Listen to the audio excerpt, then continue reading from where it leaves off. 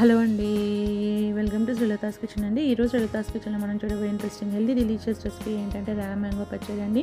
చాలా టేస్టీగా ఉంటుంది. మనకి వేసవికాలం వచ్చేసింది కదండి. ర్యామ్ మ్యాంగోతో తప్పనిసరిగా అందరూ పచ్చడి పెడుతూ ఉంటారు.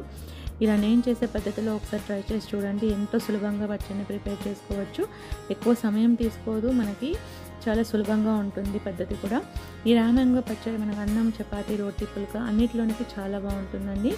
ఎలా ప్రిపేర్ చేయాలనేది ఈరోజు మన శ్రీలతాస్ కిచెన్లో మనం చూసేద్దాము. చూడడానికి ముందుగా ఒక 2 మ్యాంగోస్ని తీసుకొని ఇలా మనము పైన చక్కగా మనము కడిగేసుకొని తుడిచి పెట్టుకొని పైన ఉన్న తొక్కను మొత్తం మొలిచేసుకోవాలండి. ఇలా పీలర్ సహాయంతో పీలప్ చేసి పెట్టుకోవాలి.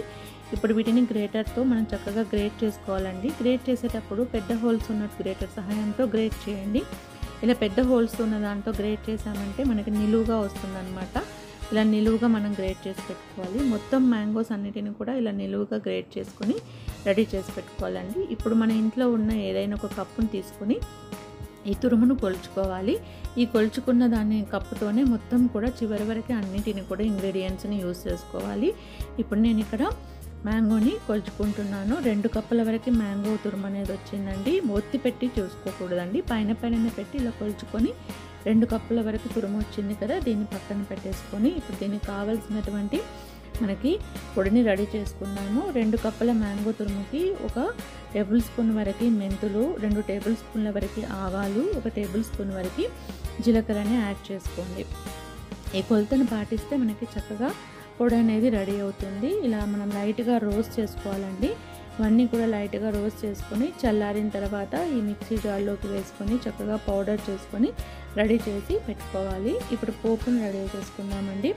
పోపు కోసము 2 కప్పుల మ్యాంగో తురుముకి 1/3 కప్పు వరకు ఆయిల్ వేసుకోవాలి. అదే కప్పుని యూజ్ చేసుకొని ఆయిల్ వేసుకోండి. దానిలో జీలకర్ర, ఆవాలు, అలాగే కొంచెం కరివేపాకు, 2-3 వరకు ఎండుమిర్చిని వేసుకొని కొంచెం చిటపటలాడిన తర్వాత దానిలోనే వెల్లుల్లిపాయలు కూడా వేయాలండి. వెల్లుల్లిపాయలు వేసేసి ఇవి కూడా కొంచెం చిటపటలాడిన తర్వాత స్టవ్ కట్టేసుకోవాలి. స్టవ్ కట్టేసుకుంటే అదే వేడితో ఈ పోపు అనేది వేగిపోతుంది, లేదంటే పోపు మాడిపోతుందండి. స్టవ్ కట్టేసి దీన్ని చల్లారనివ్వాలి.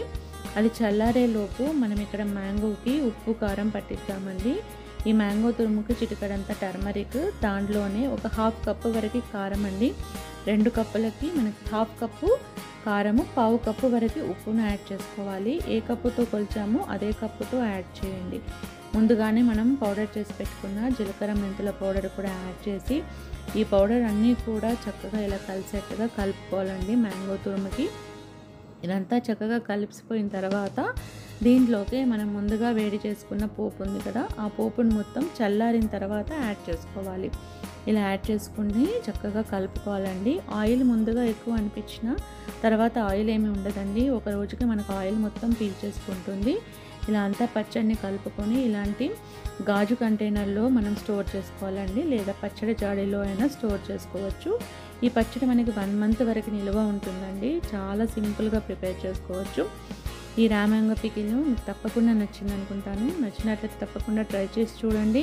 లైక్ చేయండి, సబ్స్క్రైబ్ చేయండి, కామెంట్స్ని కూడా షేర్ చేయండి, వీడియో చివరి వరకు కూడా వాచ్ చేయండి. ఓకే అండి, థ్యాంక్ యూ ఫర్ వాచింగ్.